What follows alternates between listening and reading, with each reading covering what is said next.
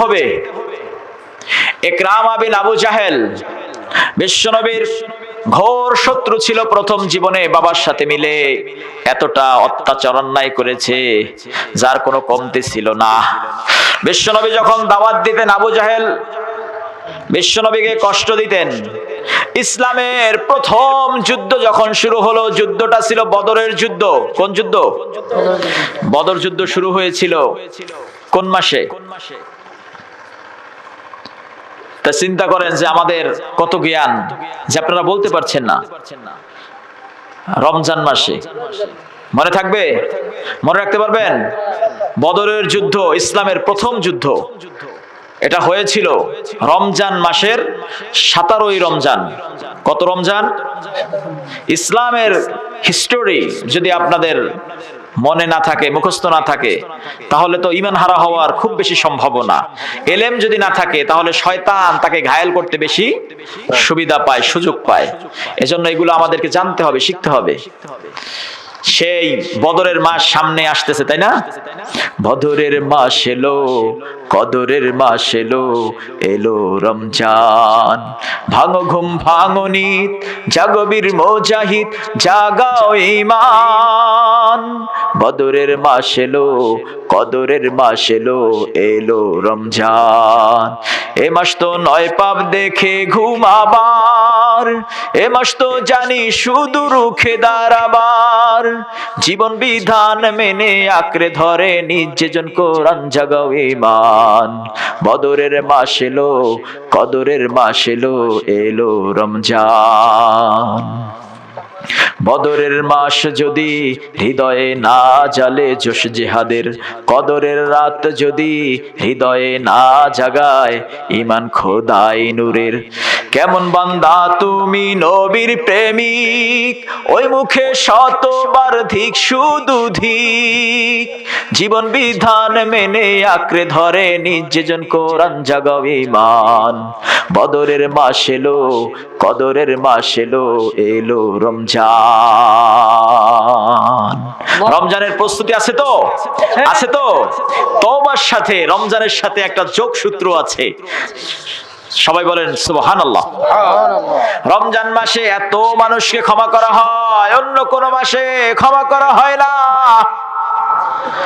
লক্ষ লক্ষ কোটি কোটি বান্দাকে জাহান্নাম থেকে মুক্তি দেওয়া হয়। এত রহমত, এত মাগফিরাত, এত নাজাত অন্য কোন মাসে আর খুঁজে পাওয়া যায় না।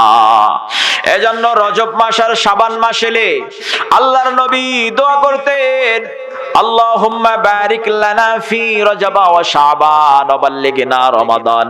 ও আল্লাহ, রজব শাবানের কল্যাণ আমাদেরকে দান করো আর রমজান পর্যন্ত আমাদের হায়াতকে পাইয়ে দাও। এই দোয়া করতে পারবেন ইনশাআল্লাহ। রমজানের সব রোজাগুলো রাখতে হবে। এবারে রমজান হবে সবথেকে ফার্স্ট ক্লাস রমজান, কারণ গোটা রমজানেই শীত থাকবে, ঠিক কি না? আর আল্লাহর হাবিব বলেছেন শীতকাল হচ্ছে মুমিনদের বসন্তকাল। শীতকালে দুটি উপকার। কয়টি? কয়টি? আর জোরে কোন কয়টি? মোটে কথা কয় না। এই কি কেমন জানি রোজা আগে থেকেই রাখা শুরু করছেন? সারাদিন রোজা ছিলেন নাকি? দুইটি লাভ। শীতের দিনে কয়টি লাভ? দুইটি লাভ। শীতের দিনে দিন ছোট, এজন্য রোজা রাখলে কষ্ট কম হয়। জোরে কোন সুবহানাল্লাহ।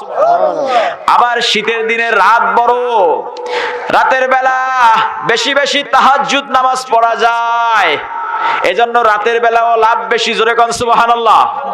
এজন্য বিশ্বনবী বলেছেন শীতকাল হলো মুমিনদের বসন্তকাল।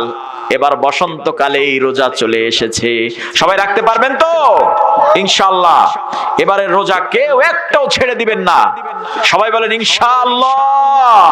ইনশাআল্লাহ। এজন্য রোজার সাথে তওবার সাথে একটা যোগসূত্র আছে, কারণ এত পরিমাণে বান্দাদেরকে জাহান্নাম থেকে মুক্তি দেওয়া হয়, এত পরিমাণে নাজাত দেওয়া হয়, এত পরিমাণে বারাকা নাজিল করা হয়, এত পরিমাণে রহমত দেওয়া হয়, এটা অন্য কোন মাসে খুঁজে পাওয়া যায় না।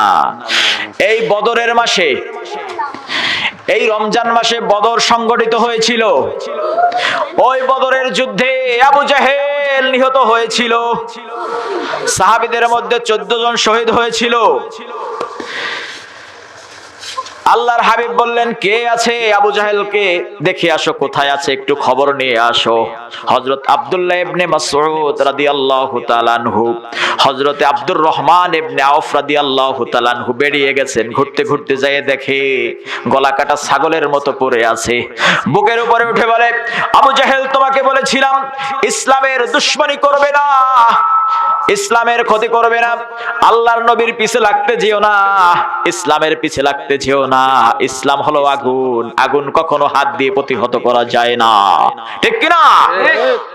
দেখবেন গরুতে বিভিন্ন গাছের সাথে গা ডলে, কিন্তু মান্দার গাছের সাথে কি ডলে? কারণ ও জানে যে আমার 12টা বেঁচে যাবে। এজন্য ইসলামের সাথে বেয়াদবি করা যায় না।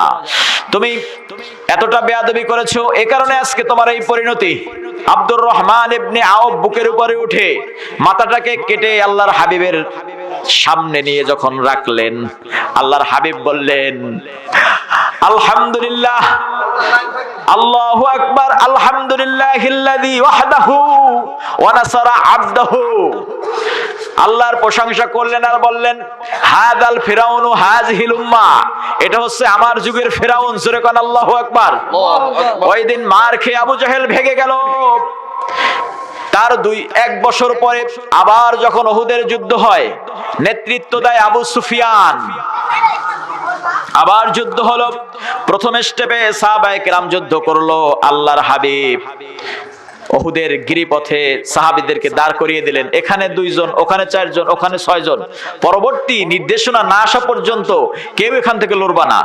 কিন্তু লোভী মুসলমানেরা সেই দিন আল্লাহর হাবিবের কথা অমান্য করে গনিমতের মাল টোকানো শুরু করে দিল, সংগ্রহ শুরু করে দিল। চৌখুশ আবু সুফিয়ান আর ইকরামা ইবনে আবু জাহেল দুজনে গিরিগুহার উল্টা দিক থেকে এসে সাহাবীদের উপরে হামলা করে সব তছনছ করে দিল। আল্লাহর হাবিবের এতটা ক্ষতি হলো, অন্য কখনো হয় নাই। কোন যুদ্ধে এত ক্ষতি হয় নাই। নরপিশাচ আব্দুল্লাহ ইবনে কামিয়ার পাথরের আঘাতে আল্লাহর হাবিব ঘোড়ার পৃষ্ঠ থেকে পড়ে গেলেন।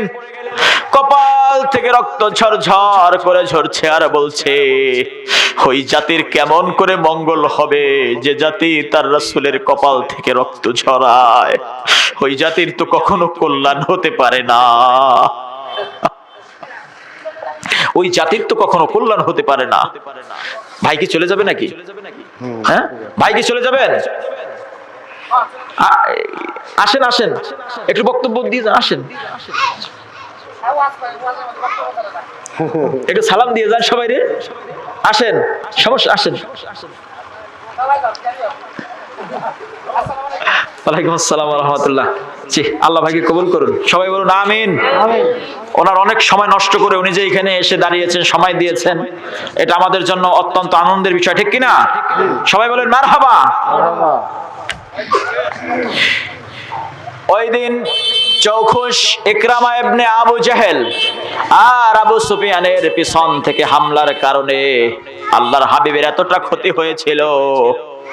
হযরতে আবু দাজানা রাদিয়াল্লাহু তাআলা আনহু যখন দেখলেন চতুর্দিক থেকে শুধু তীর আসতেছে, তীর চাদরের মতো আল্লাহর হাবিবকে ঘিরে ধরেছে।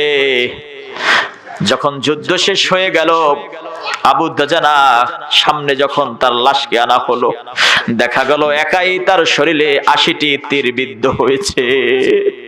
সুবহানাল্লাহ, সুবহানাল্লাহ। আল্লাহর হাবিবকে সাহাবায়ে কিরাম এত ভালোবাসতেন, কখন একটা ফুলের আঘাত লাগুক তাও সাহাবায়ে কিরাম সহ্য করতে পারতেন না। সুবহানাল্লাহ, সুবহানাল্লাহ।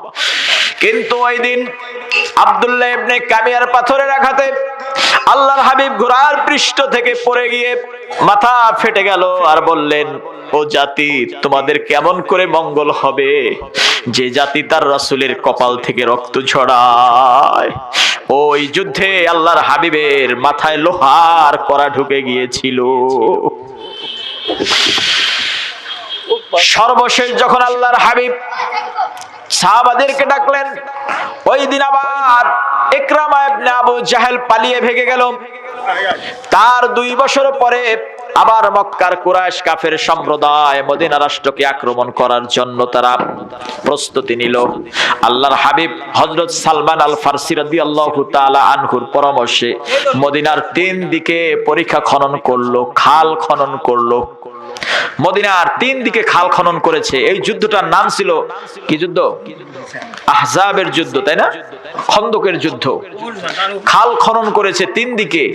যুদ্ধের কৌশল যদি না জানা থাকে যুদ্ধে হারার সম্ভাবনা আছে না নাই? পার্সিয়ান সাহাবী হযরতে সালমান আল ফারসি রাদিয়াল্লাহু তাআলা আনহুর পরামর্শে 3 দিকে পরীক্ষা খনন করা হলো, খাল খনন করা হলো, যাতে করে খাল টপকিয়ে মদিনায় প্রবেশ না করতে পারে। আরেক দিকে ছিল পাহাড়, খেজুর বাগান, ওই দিকটা রয়ে গেল। কাফের সম্প্রদায় যখন মক্কা থেকে মদিনার দিকে যায়, গিয়ে দেখে সর্বনাশ, এদিকে 3 দিকে খাল খনন করা, যেতে পারছে না। ওখানে তারা 1 দিন নয়, 2 দিন নয়, 27 দিন পর্যন্ত অপেক্ষা করলো। মনে থাকবে কতদিন? 27 দিন পর্যন্ত অপেক্ষা করলো। রব্বুল আলামিন তার কুদরত জারি করে দিলেন। রব্বুল আলামিন তার কুদরত জারি করে দিলেন। বাতাস আসতে লাগলো, ঝোড়ো হাওয়া আসতে লাগলো, ঠান্ডা বায়ু আসতে লাগলো, ঝড় শুরু হয়ে গেল। 27 দিন পর কাঁপতে কাঁপতে তারা মদিনার থেকে আবার মক্কায় রিটার্ন ব্যাক করে ফিরে গেল। ওদিকে চৌখুশ ইকরামা ইবনে আবু জাহাল দেখলো একটা জায়গায় খাল একটু প্রশস্ত কম, সেখান থেকে সে টপকিয়ে মদিনার মধ্যে ঢোকার জন্য প্রস্তুতি নিল। আল্লাহর সিংহ আসাদুল্লাহিল গালিব হযরতে আলী রাদিয়াল্লাহু তাআলা আনহুর চোখে পড়ে গেল।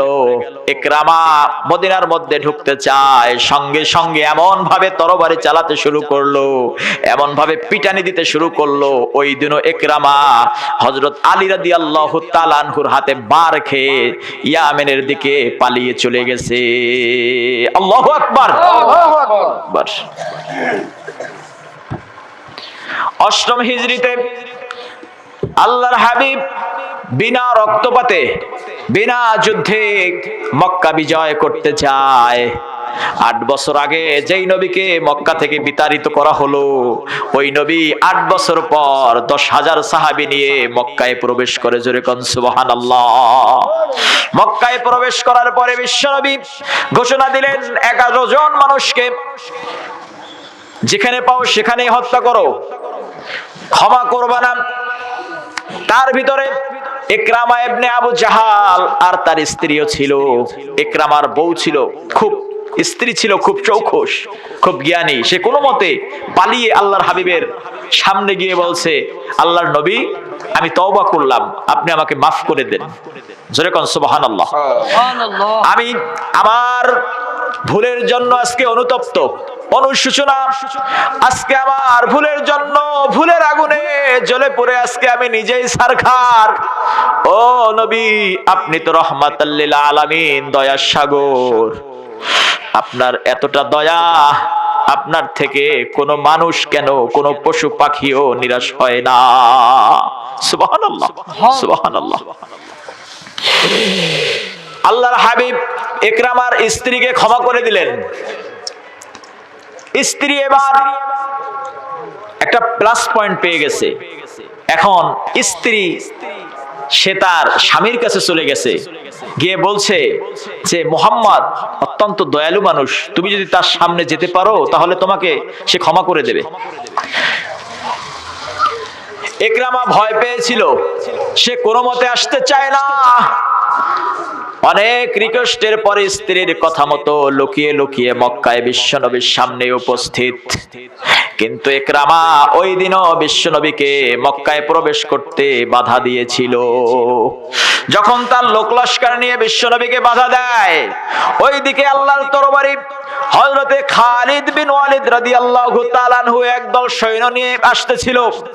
ওই দিনও বিশ্বনবীর পথকে রুদ্ধ করতে পারে নাই ইকরামা। হযরতে খালিদের হাতে তার দীর্ঘদিনের বন্ধু খালিদ, ইকরামার বন্ধু ছিল খালিদ, খালিদ দীর্ঘদিনের বন্ধু, কিন্তু ইতিমধ্যে তার বন্ধু মুসলমান হয়ে গেছে। হযরতে খালিদ রাদিয়াল্লাহু তাআলা আনহু মুসলমান হয়ে গেছে। এখন বন্ধুর হাতে মার খেয়ে সে আবারও ভেঙে গেছে। জোরে কোন সুবহানাল্লাহ। আবার স্ত্রী অনেক রিকোয়েস্টের পরে হযরত ইকরামা রাদিয়াল্লাহু তাআলা আনহুকে বিশ্বনবীর সামনে উপস্থিত করলেন। আল্লাহর হাবিবকে ডেকে ডেকে বললেন, ওগো নবী, আমি আর আমার পিতা আপনার এতটা ক্ষতি করেছি, ইসলামের এতটা ক্ষতি করেছি, জীবনে কখনো এত ক্ষতি কেউ করে নাই। আমাকে কি আপনি মাফ করবেন? আমার কি তওবা করার কোনো সুযোগ আছে নাকি? আল্লাহর হাবিব বললেন, তুমি যদি তওবা করো, তুমি যদি খালিস দিলে আল্লাহর কাছে তুমি রোনাজারি করো, অনুতপ্ত হও, অনুশোচনা করো, তাহলে রব্বুল আলামিন তোমাকে ক্ষমা করে দেবেন। জোরে কান সুবহানাল্লাহ। পৃথিবী না জানুক, আমি তো জানি আমি কি পাপ করেছি, হায় আমার পাপের করলে বিচার, বাঁচার আমার নাই উপায়, দয়াময় তুমি মাফ করো আমায়, মাফ করো আমায়। জোরে বলেন আল্লাহুম্মা আমিন। আল্লাহর হাবিব বললেন, ইকরামা, তুমি অনুশোচনার আগুনে জ্বলছো, রব্বুল আলামিন তোমাকে ক্ষমা করে দিয়েছে। ইকরামা কয়, ওগো আল্লাহর নবী, ইসলামের আমি যতটা ক্ষতি করেছি, আজ থেকে আমি প্রতিজ্ঞা করলাম, প্রমিস করলাম, আমি ইসলামের এর চেয়ে 5 গুণ বেশি কল্যাণ করব। জোরে কোন সুবহানাল্লাহ। আল্লাহর কাছে যে যতটা অপরাধী তওবা করার পরে সে ততটা প্রিয় হয়ে যায়। সুবহানাল্লাহ, সুবহানাল্লাহ। এজন্য তওবা করে ফিরে আসতে হবে আল্লাহর দিকে। এবার ইকরামা এতটা সম্মানের পাত্র হলেন, আল্লাহর হাবিব দুনিয়া থেকে চলে গেল। হযরত আবু বকর রাদিয়াল্লাহু তাআলা আনহুর জামানা এলো, যখন ভণ্ড নবীদের উৎপত্তি হলো, তখন তিনি ভণ্ড নবীদের বিরুদ্ধে অস্ত্র ধরেছেন। তাকে একটা দেশের গভর্নর বানিয়ে দেওয়া হলো। হযরতে আবু বকর চলে গেল। হযরত ওমর রাদিয়াল্লাহু তাআলা আনহুর জামানায় দেশে দেশে ইসলাম ছড়িয়ে গেল। হযরত ওমর দিনে দিনে তার রাজ্যকে এতটা বড় করেছেন যে অর্ধ পৃথিবীর শাসনকর্তা হয়েছেন। সুবহানাল্লাহ। এবার রোম পারস্যকে বিজয় করতে হবে। আজকের যেরকম আমেরিকা, চীন, রাশিয়া মহাশক্তিধর দেশ, পারমাণবিক অস্ত্রের অধিকারী, তারা অন্য অন্য কোন দেশকে তারা গণেই না, ঠিক কিনা? ঠিক তৎকালীন সময় রোম পারস্য ছিল, রোমানরা ছিল এমন শক্তির অধিকারী। ওমর রাদিয়াল্লাহু তাআলা আনহু সিদ্ধান্ত নিলেন, রোমান বিজয় করব। জোরে কোন সুবহানাল্লাহ। এটা ওমরের চূড়ান্ত স্বপ্ন নয়, এই স্বপ্নটা আল্লাহ রাব্বুল আলামিন ঈমানদারকে দেখিয়েছেন। সুবহানাল্লাহ।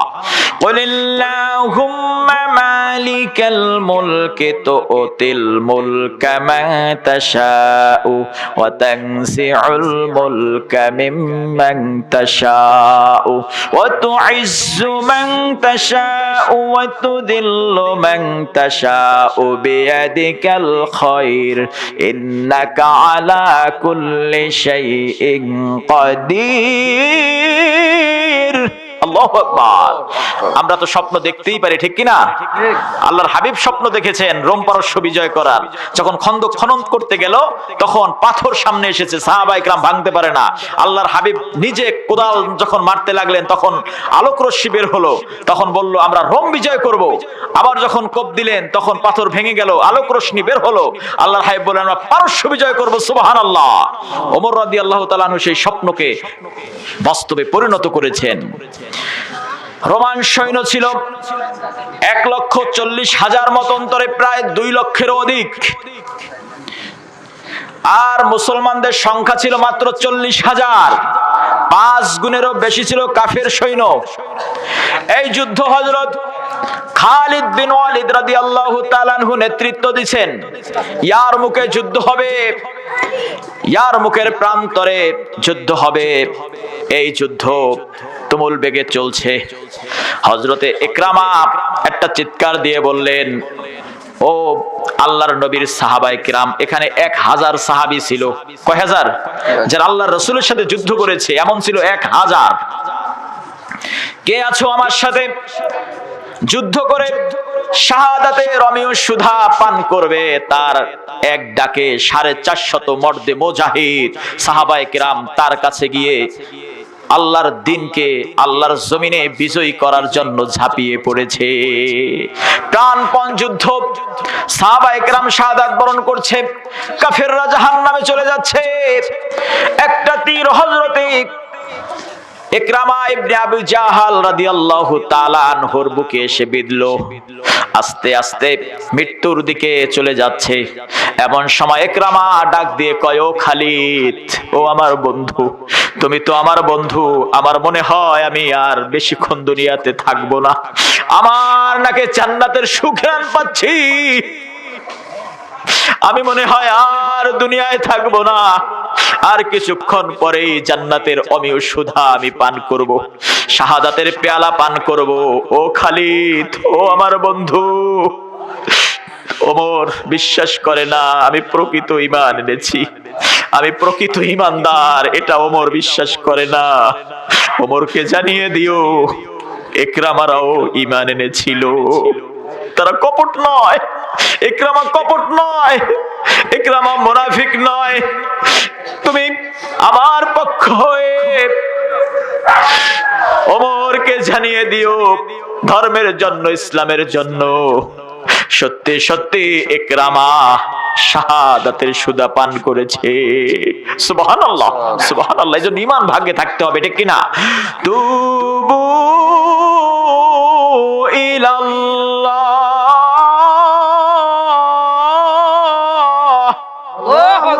ফিরে আয়, ফিরে আয় আল্লাহর দিকে। আল্লাহ কয়, ও বান্দা ফিরে আসো, রিটার্নিং টু আল্লাহ, আমার দিকে ফিরে আসো।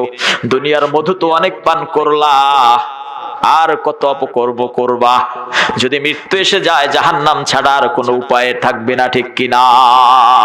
ওয়াকালা রাব্বুকুম উদউনি আস্তাজিব লাকুম ইন্নাল্লাযীনা ইস্তাকবিরুনা আন ইবাদাতি সায়াদখুলুনা জাহান্নামা দাখিলিন।